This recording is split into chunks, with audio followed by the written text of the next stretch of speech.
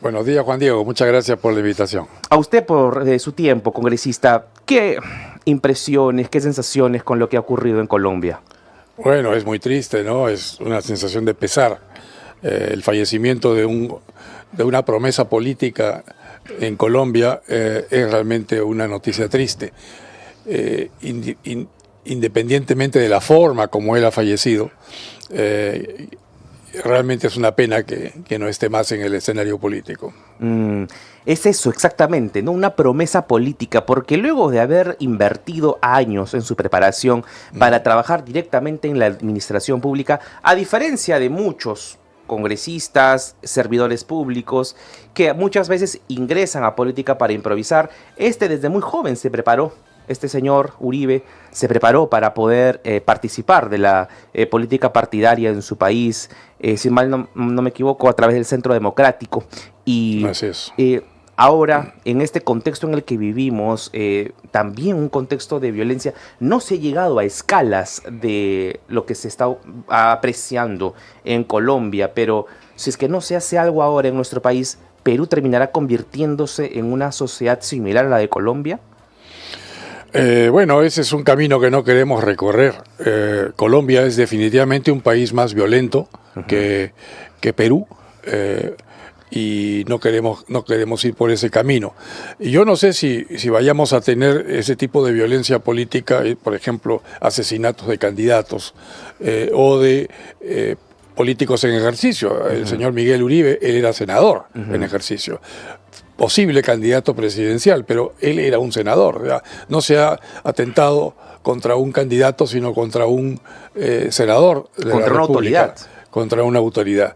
Entonces, claro, eso reviste una serie de índices de preocupación.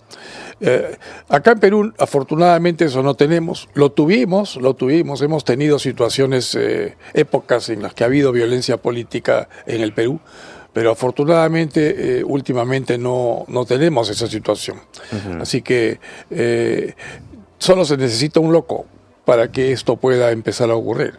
Y locos nunca faltan. Y en nuestro país parece que abunda la locura en este extremo de llegar, bueno, de entre los 6 implicados en la muerte del señor Uribe, había un menor de edad. Aquí en el Perú se hizo todo un show mediático señalando a los menores de edad, en específico a jóvenes de 16 y 17 años, que decían no se le puede tratar a estos adolescentes, jóvenes, hombres, como si fueran mayores de edad. Específicamente una ley que estaba impulsando el congresista Alejandro Muñante. ¿Cómo ve usted esta medida en el que a los jóvenes los delitos sean llevados, los delitos cometidos por estos jóvenes, sean llevados a consecuencias, a procesos similares o iguales a las de un adulto? Bueno, hay delitos menores y delitos mayores. Los delitos como por ejemplo asesinato, secuestro, violación, si son cometidos por una persona que está en su capacidad física y en su capacidad mental, puede tener 16 años o puede tener 17 o 18 o puede tener 35. A los 35 también hay gente que aún no ha terminado de madurar o que carece del nivel intelectual que uno esperaría que una persona de 35 años haya adquirido con la experiencia, no necesariamente con la educación. Pero los crímenes tienen que ser castigados. Yo no sé si necesariamente de manera igual a un adulto, pero bastante parecido. No se puede incentivar a que los criminales escojan como sicarios ejecutores a menores de edad, justamente para que ellos no teman pasar una carcelería mayor de 2 o 3 años. Eso está mal. Pero definitivamente sí, yo estoy de acuerdo con que en casos de delitos graves, como asesinato, como violación, se requiere que la ley juzgue de manera similar a los mayores de 16, 17 años que a los mayores de 18. Ahora, en el discurso de la preparación política del señor Uribe era basar su política en cuanto a la seguridad ciudadana, a la seguridad institucional, porque estaba viendo también un peligro democrático con el gobierno del señor Petro, un gobierno que ha sido noticia también la semana pasada por querer decir de que la isla de Santa Rosa, en Chinería, era propiedad o era territorio de Colombia. ¿Cómo ve usted esta demostración de un gobierno inclinado, tendido abiertamente de izquierda, pero muy cerca ya a un comunismo marxista? Para Colombia solo queda un año más de Petro en el gobierno. Ya cumplió 3 años en el poder, le queda un año. Y este año es preelectoral y electoral, así que Colombia se va a deshacer de esa mala suerte que ha tenido sucede haber elegido al señor Petro como presidente de la República. Así que yo no sé si él está implicado necesariamente en el asesinato del señor Uribe, pero vamos a decir que es un gran sospechoso. No necesariamente él, pero sí su política, sus correligionarios ideológicos. Espero que esa manera de ver la política, esa manera de ver la vida, sea desterrada de Colombia. Y claro, él es un hombre errático, el señor Petro. Mire lo que usted acaba de describir, hizo la semana pasada al patear el tablero de diplomacia y de buen entendimiento que Perú tenía con Colombia. De pronto aduce que las fronteras deben cambiar entre Perú y Colombia, específicamente frente a Leticia. Y lo que está haciendo es actuando incorrectamente, porque eso no le conviene a Colombia. El problema que tiene Colombia, no sé si puedo hablar sobre el tema. Por supuesto que sí. El problema que tiene Colombia es que Leticia se está quedando sin acceso al río Amazonas. Leticia es una ciudad fundada por el Perú, pero que hoy es colombiana. Esa ciudad colombiana, Leticia, es un puerto, y así fue fundada como puerto. ¿Qué significa? Que depende de que haya aguas que lleguen y que permitan navegación, permitan intercambio comercial. Y en este caso específico, Leticia es un sitio donde más o menos 100.000 colombianos llegan todos los años para conocer el Amazonas. Pero ¿qué ha ocurrido en las pasadas decenas de años? Que el río Amazonas se ha ido retirando de Leticia, al punto que hoy en día las primeras aguas del Amazonas están a 5 kilómetros de Leticia.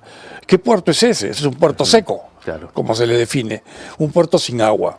Y ellos lo que quieren ahora es poder tener acceso a agua, pero que en este momento lamentablemente está en el lado peruano, porque el agua que está inclusive frente a Leticia, a 5 kilómetros de Leticia, no tiene la profundidad suficiente para que embarcaciones de gran calado puedan acordear. En consecuencia, no sirve ya como puerto. Entonces lo que tienen que hacer es ir más allá y pasar del brazo colombiano del Amazonas al brazo peruano. Y para eso tienen que ir por encima de la isla Chinería. La isla Chinería, en su parte más sur, tiene un apéndice que los colombianos llaman Isla Santa Rosa. No hay tal cosa como Isla Santa Rosa. Hay un pueblo de Santa Rosa en la isla Chinería. Entonces, ¿qué ocurre? Los colombianos dicen, bueno, yo voy a cambiar la forma como se mide la línea divisoria entre Perú y Colombia, que normalmente es lo que se llama el Talvec, o sea, la línea, la parte más profunda, en este caso del río Amazonas. Entonces dicen, como se está secando el río Amazonas por el lado colombiano, el Talvec, la línea más profunda, ya no es ahí, ahora es al frente, al otro lado de la isla. Y por tanto, la isla ya no es peruana, es colombiana. O sea, están tomando la frontera entre Perú y Colombia como una frontera móvil, que en efecto no es. Ha habido declaraciones del canciller Schaller el día de ayer en que ratifica que la frontera está georreferenciada. Hay coordenadas, latitud y longitud específicas que dicen dónde está la frontera. Y no tiene nada que ver con que el río Amazonas se mueva, se va a mover siempre y se ha movido siempre. Los ríos se mueven, especialmente los amazónicos, cambian su cauce con mucha facilidad.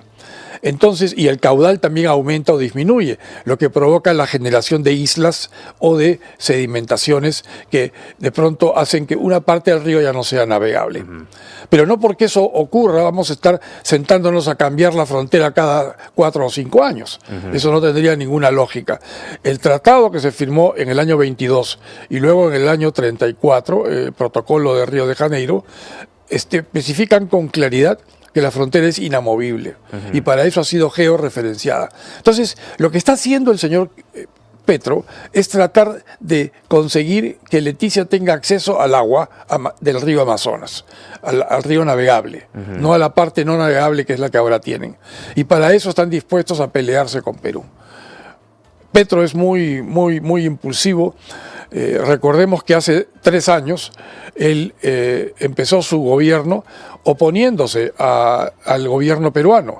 La presidenta Boluarte no fue reconocida por el señor Petro. Es más, él reconocía a la presidencia del señor Castillo y decía que el verdadero presidente del Perú es el señor Castillo. Y eso lo repetía hasta en foros internacionales, como el Foro Interamericano en el año 23, donde él insultó al Perú y se refirió de manera muy despectiva al gobierno del Perú. Eso provocó que el Congreso del Perú lo declarara persona no grata y poco después la Cancillería peruana rompió relaciones a nivel de embajador con Colombia. Y hasta ahora no tenemos embajador ni colombiano ni peruano en Lima o en Bogotá respectivamente, ¿no? Congresista, un presidente como Gustavo Petro es un presidente que le gusta hacer el ridículo, porque él ha señalado, a pesar del mapa georreferenciado y que los mismos mapas de Colombia confirman que esta sedimentación, esta parte, ¿no?, sur de Chinería, lo que se le ha llamado, ¿no?, como Isla Santa Rosa, pero este sector, el pueblo de Santa Rosa, identifica que está en territorio peruano. El propio mapa colombiano registra a esta parte de Chinería como territorio peruano. Gustavo Petro dice que no, esto sigue siendo de Colombia. No, Gustavo Petro, o sea, hay que entender con claridad qué es lo que está pretendiendo Colombia.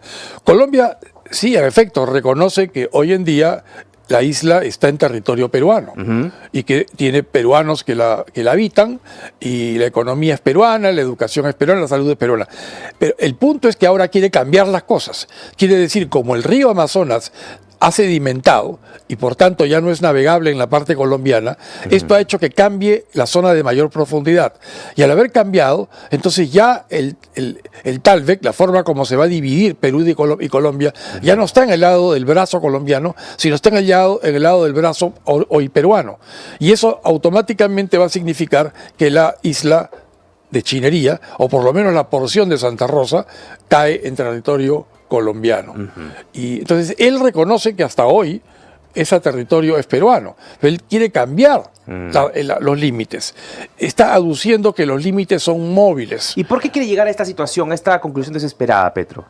Es que necesita que Leticia tenga acceso al Amazonas. Si no, Leticia simplemente se convertirá en un pueblo fantasma. Si no tiene agua ni para agricultura, Leticia no tiene comunicación con el resto de Colombia. No hay vías, no hay carreteras, no hay otras vías fluviales salvo el Amazonas. ¿Cuál sería el procedimiento entonces al que debería llegar Petro? ¿Qué procesos, qué comunicaciones, qué vías tendría que hacer? Petro está desesperado. Él lo que quiere en este momento es mover tanto el gallinero como para que Perú de pronto diga, ¿sabes qué? Vamos a conversar, esto tenemos que reconversarlo, a lo mejor media isla es tuya. No, eso es lo que no debe hacer Perú. Perú no puede negociar, nuestros límites son inamovibles, son definitivos, no son móviles, porque si hoy negociamos algo, vamos a suponer, dentro de 5 años tendríamos que negociar otra vez. ¿Y qué pasa si ocurre al revés? ¿Qué pasa si de pronto el río Amazonas se mueve hacia Leticia? ¿Y qué vamos a reclamar ahora, Leticia, simplemente pateando el tablero? ¿Eso le va a gustar acaso a Colombia? No, yo pienso que lo que está haciendo en este momento Colombia es tratando de darle agua a Leticia. Para él se ha convertido esto en un punto de campaña política y está tratando de conseguir votos para su partido en las próximas elecciones.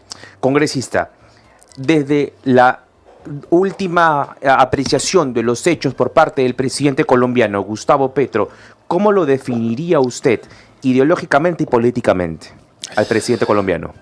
Ideológicamente es un comunista, ¿no? Es una persona que tiene ideas comunistas y desde el punto de vista de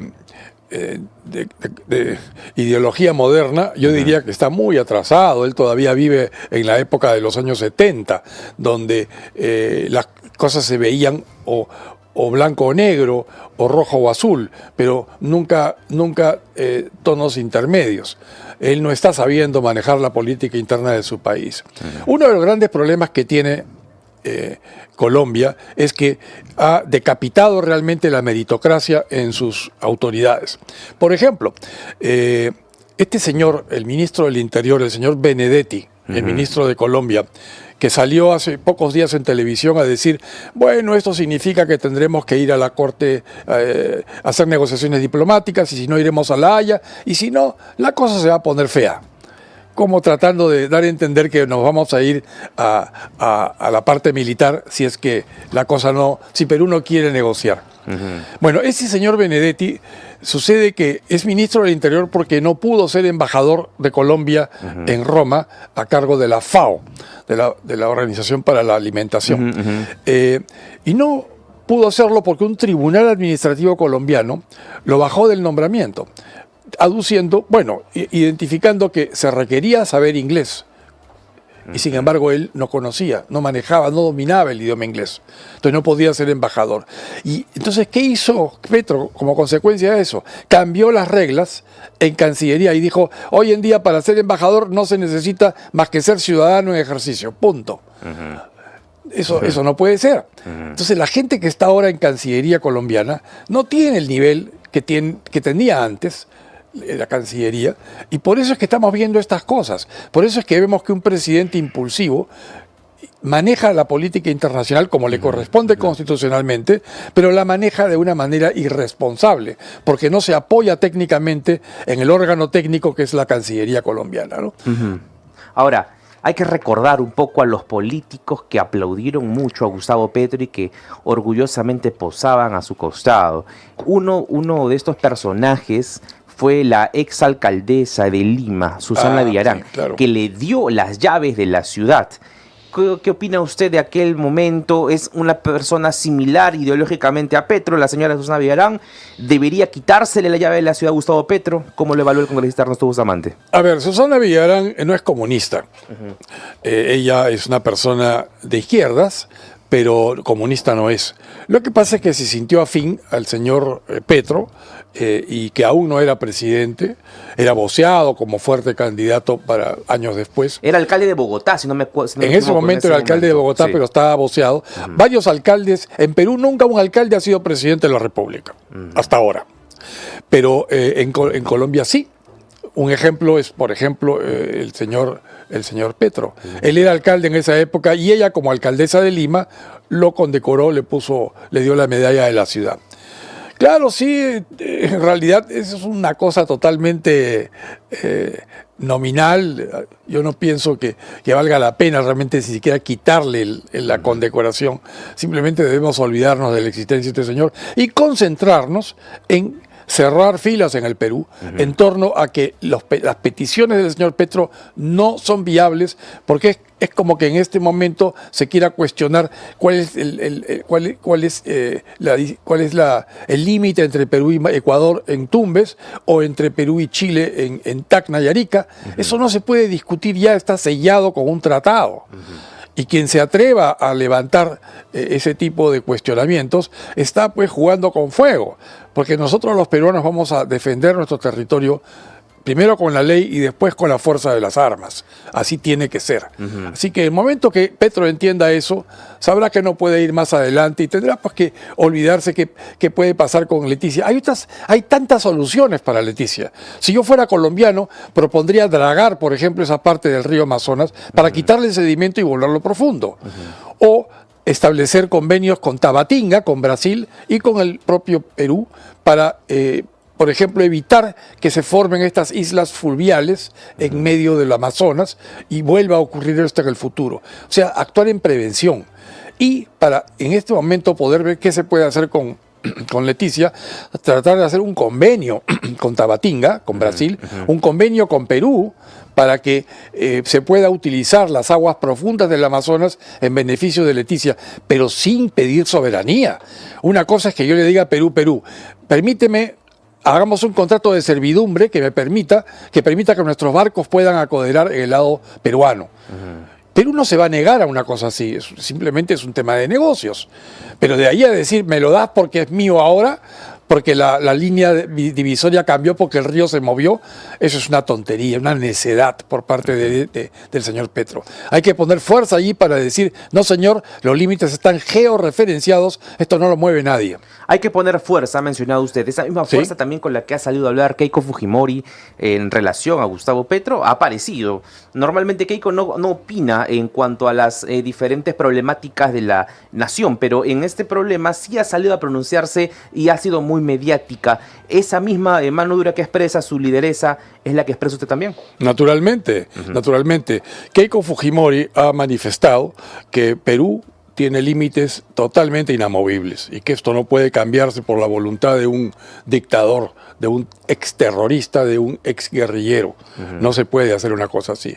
Yo creo que, ahora, Keiko está muy al tanto de lo que ocurre en la política peruana y se manifiesta públicamente cada vez que ocurre una situación suficientemente grave como para que su voz se escuche.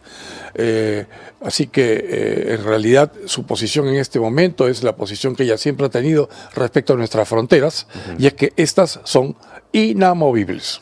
Congresista, algo para ir cerrando en cuanto ya al tema de Colombia. El Perú en su comunicado de Cancillería apeló a los tratados internacionales que existen. Estos tratados internacionales en estos momentos, por supuesto, respaldan lo que cuida nuestra frontera, lo que cuida nuestro territorio nacional.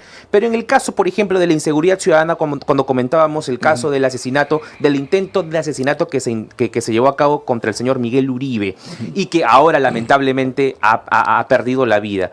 Esto en el Perú, esta ola de violencia, ¿debería llevarnos a evaluar nuestra permanencia en la Corte de San José para ver si realmente se puede evaluar la pena de muerte en nuestro país para asesinos, para violadores y entre otros delitos? ¿Cómo lo ve usted?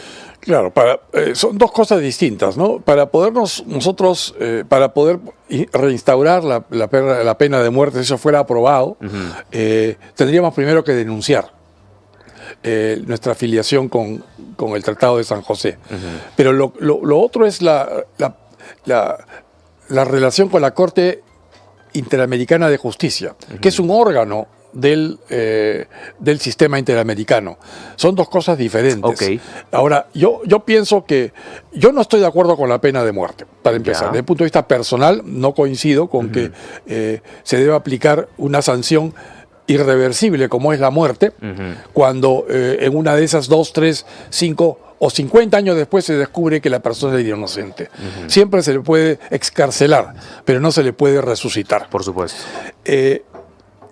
Pero lo otro es que tenemos que deshacernos de la manera como estamos supeditados a las decisiones de juececillos, porque no hay otra forma de expresarnos respecto de estas personas, juececillos centroamericanos que se encuentran en este momento en San José tratando de impedir que Perú, por ejemplo, tenga una segunda votación en el Congreso.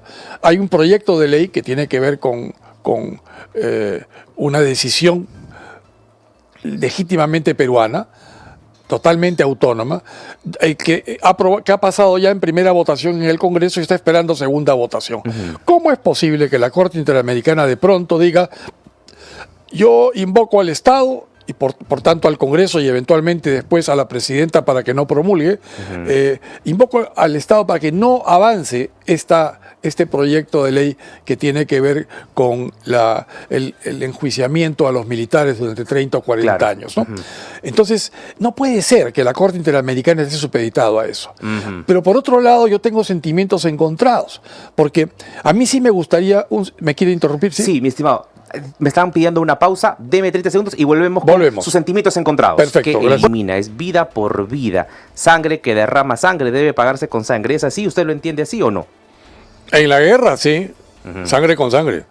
Una por otra.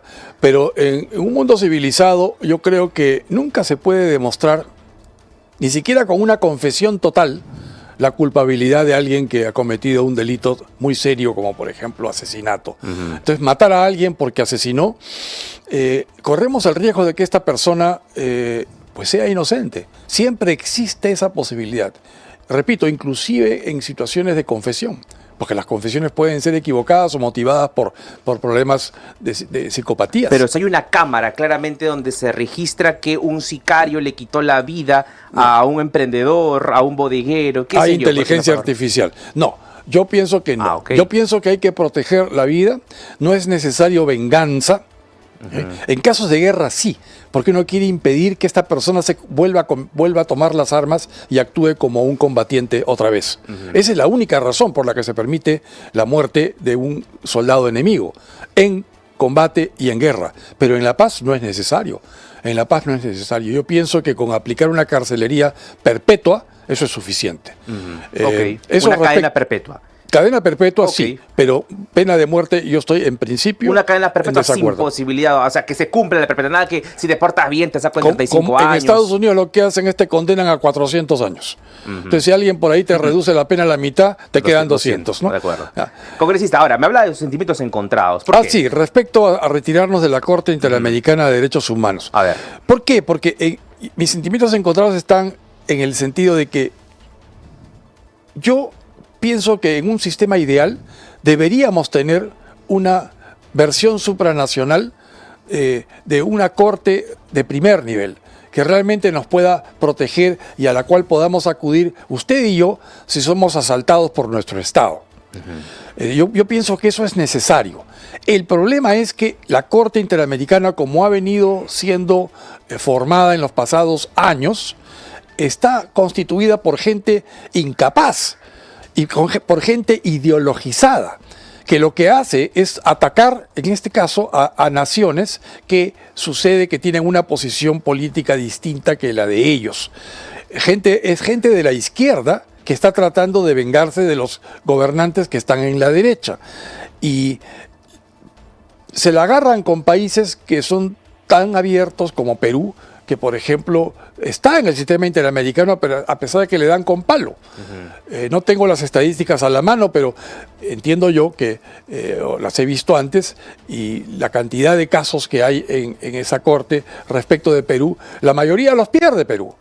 Y la mayoría los pierde Perú no necesariamente porque tenga la razón quien acusa, sino porque los llamados jueces de esa corte pues tienen una visión política, lo que hace que se desacredite totalmente la razonabilidad de sus juzgamientos. A mí sí me gustaría que hubiera una corte que funciona, una corte formada por razones jurídicas y cuyos jueces realmente respondan de manera meritocrática y no de manera política. Por ejemplo, en la Corte Interamericana de Derechos Humanos hay jueces americanos de los Estados Unidos, pero sin embargo los Estados Unidos no están sujetos a la Corte Interamericana. ¿Qué hacen esos jueces ahí entonces? Claro. A mí no me parece que podamos... O sea, yo pienso que ellos tienen que atreverse a juzgar de la misma manera como juzgarían a sus connacionales, porque es una corte interamericana. O estamos todos o no está ninguno. Esa corte no debería estar. Quizá podríamos hacer una nueva corte de derechos humanos. A mí sí me gusta la idea de tener una corte de derechos humanos. Y sin ideologías. No, sin ideología. Debe ser jurídica, 100% jurídica. Estimado, su palabra final para despedirnos de esta entrevista. Bueno, hemos hablado de temas que tienen que ver con las fronteras, nuestra seguridad nacional y con la criminalidad asociada a la política. Sí. Yo hago votos para que realmente Perú no llegue a una situación de violencia política extrema, como podría significar el asesinato de candidatos. Ya nos ha pasado antes, hemos tenido asesinatos de autoridades, en el Perú ha habido asesinatos de presidentes de la República, asesinatos de senadores, de diputados, de congresistas, en épocas distintas, pero hace muchos años que no hay una cosa así en el Perú y espero que eso continúe. La seguridad ciudadana, por supuesto, debe ser cuidada por los gobernantes, pero no solamente los gobernantes a nivel nacional, sino especialmente por los gobernantes a nivel local.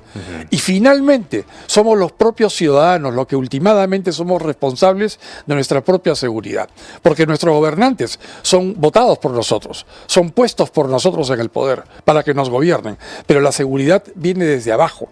Yo me tengo que saber cuidar, yo tengo que saber dónde no ir o con quién sí o no interactuar. Y debo también tener formas de cuidarme solo, porque no se puede pretender que 35 millones de habitantes puedan ser cuidados por 150.000 policías. ¿Cuántos necesitaríamos? ¿Medio millón de policías? Claro. ¿Un millón de policías? Ahí entramos ya en otro debate. Es que no podemos depender de los policías para que nos cuiden. Lo que necesitamos es un sistema de justicia que funcione, un sistema de justicia que no suelte delincuentes a la calle. De manera de que no necesites ni siquiera 10 policías, que simplemente, si el sistema funciona, no deberíamos tener criminalidad como la que hoy hay en el Perú. Que dicho sea de paso, no es tan grave como la que hay en países como Venezuela, Colombia o muchos estados de los Estados Unidos, por poner algunos ejemplos. Así que, en cierto modo, dice que mal de mucho consuelo de tontos, yo no me estoy acogiendo a esa norma, pero yo pienso que no hay que tampoco llevar las cosas a extremos, ¿no? No estamos tan mal como se supone podríamos estar si es que siguiéramos las pautas de países vecinos o países no tan lejanos. Congresista, ha sido muy amable. Que Dios lo bendiga. Muchas gracias, Juan Diego.